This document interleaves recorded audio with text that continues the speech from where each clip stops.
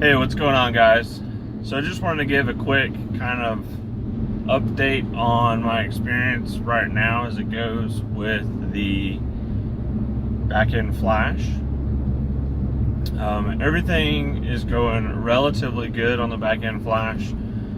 You can definitely tell the differences between that and just running JB4.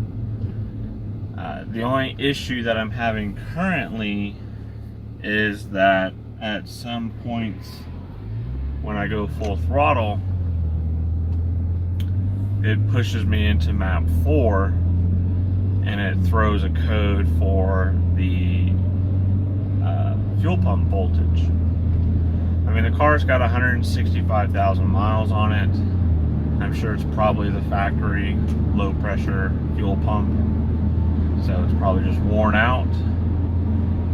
But it is annoying whenever you go to give it the beans and then all of a sudden you get like nothing. You can feel it whenever it pushes it hard and then it pops you into map 4. You can definitely tell when that occurs, like halfway through the RPM band. It's kind of annoying, but it's whatever. It just means I need a new fuel pump, and hopefully we'll be able to get one of those sooner rather than later. I did also get the Burger Motorsports Anti-Lag chip in. I installed that. It's kind of basic.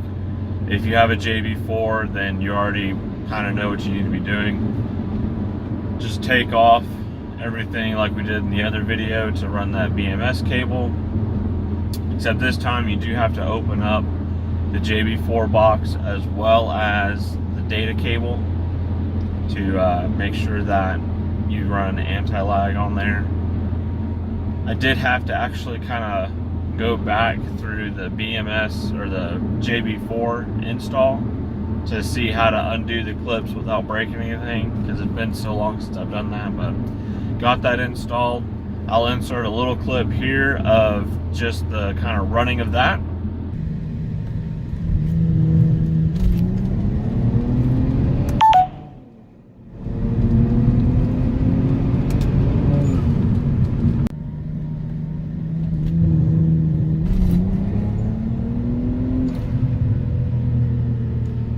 But like you saw in that video, it is kind of cool.